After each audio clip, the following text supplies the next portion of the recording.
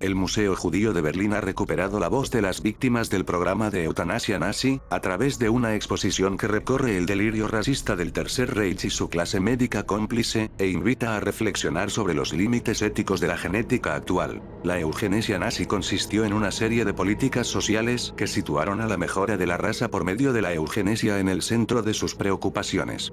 Estuvo dirigido a aquellos seres humanos que los nazis identificaron como una vida indigna de ser vivida en alemán, Lebensunmuertesleben, incluyendo pero no limitado a los delincuentes, enfermos mentales, discapacitados físicos, disidentes políticos, pedófilos, homosexuales, haraganes, dementes, religiosos y débiles, para la eliminación de la cadena hereditaria. Las acciones para llevar a cabo estos programas médicos, como por ejemplo la intensa propaganda y fundamentación ideológico-científica, comenzó mucho antes del régimen nazi.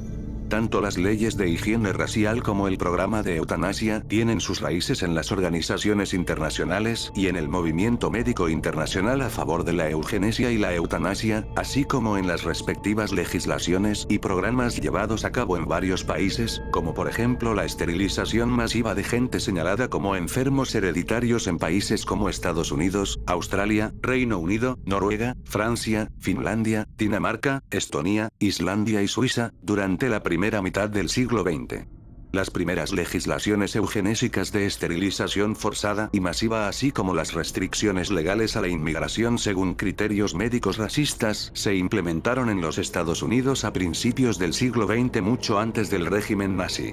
También aquellas organizaciones médicas y eugenésicas estimularon o promovieron legislaciones en favor de la eutanasia en Alemania mucho antes del régimen nazi, por ejemplo, en los años 70 del siglo XIX y en los años 20 del siglo XX, y hubo también programas de eutanasia en Escandinavia, Francia y Suiza, donde fueron eliminados innumerables enfermos. El caso de Martín Bader, zapatero remendón, pone rostro a lo que fue el destino compartido por las 210.000 víctimas de la Acción T4, el plan de exterminio del Tercer Reich para inválidos, débiles mentales y pacientes afectados por enfermedades genéticas. Bader no padecía ninguna dolencia congénita, pero había quedado inhabilitado para el trabajo como consecuencia de una gripe contraída ya adulto, que degeneró en Parkinson. Su diario, sus cartas y las actas médicas, desde que ingresó en el centro de Bad Schusenried hasta que lo trasladaron a las cámaras de la muerte de Grafenet, se convirtieron para mí en la voz del padre que murió, explicó a F. Helmut Bader, el hijo de la víctima, quien ha participado en la elaboración de la muestra. Bader tenía 1 año cuando su padre ingresó en los ficheros de la medicina nazi, en 1934, 1 año después de la llegada de Hitler al poder.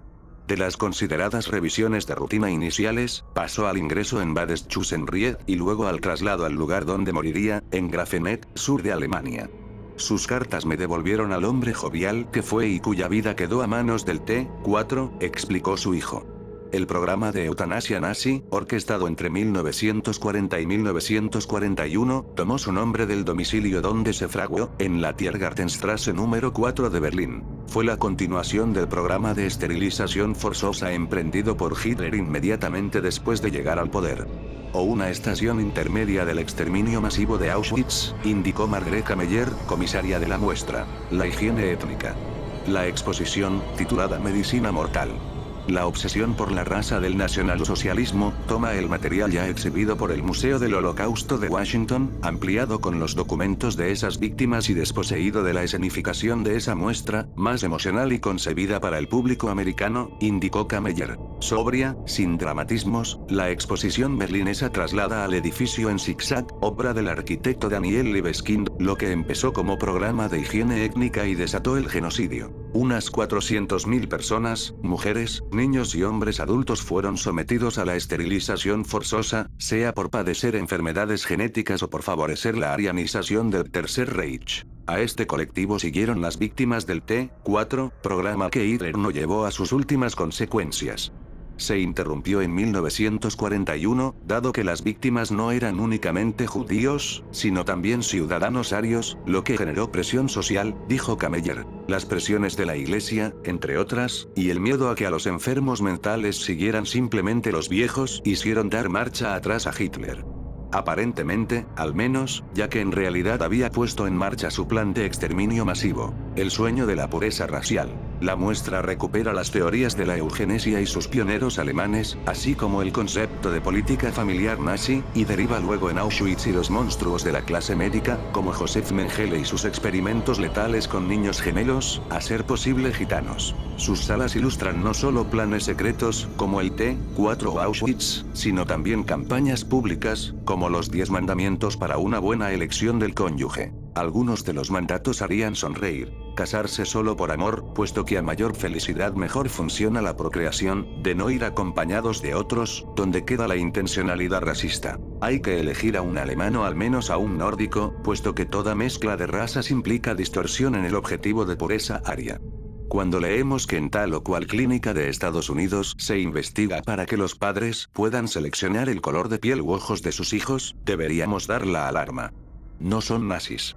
Pero la genética actual necesita también sus límites éticos, dijo Sigrid Kugelmann, directora del programa de exposiciones del Museo Judío berlinés. El cartel que ilustra la exposición muestra el catálogo del color de ojos, elaborado en 1910, mucho antes de la llegada de Hitler al poder, por médicos alemanes. Puntos de vista de Hitler sobre la eugenesia. Adolf Hitler había leído algunos escritos sobre higiene racial durante su período de encarcelamiento en la prisión de Landsberg am Lech. El futuro líder consideró que Alemania solo podía ser fuerte de nuevo si el Estado aplicaba a la sociedad alemana los principios básicos de la higiene racial y la eugenesia. Los conceptos de las ideas racistas de competencia que fundamentaron el darwinismo social fueron discutidos por científicos europeos y también en la prensa vienesa durante la década de 1920, pero la forma exacta como Hitler recogió estas ideas es incierta. Durante el programa de esterilizaciones masivas, más de 400.000 personas fueron esterilizadas contra su voluntad, mientras que 275.000 fueron asesinadas en la Acción T4 y otros programas de eutanasia derivados directamente de aquel. Esta política de higiene racial también tuvo como consecuencia el exterminio sistemático de millones de personas, por ejemplo, judíos, gitanos, homosexuales, etc., llevado a cabo en los campos de concentración y exterminio, utilizando métodos como el gaseamiento que habían sido desarrollados e implementados previamente por los médicos durante el programa de eutanasia. Incluso en algunos casos se utilizó al mismo personal médico y sanitario de aquel programa, pues estos fueron los encargados de establecer los criterios y seleccionar en los campos de exterminio a la gente que debía ser eliminada.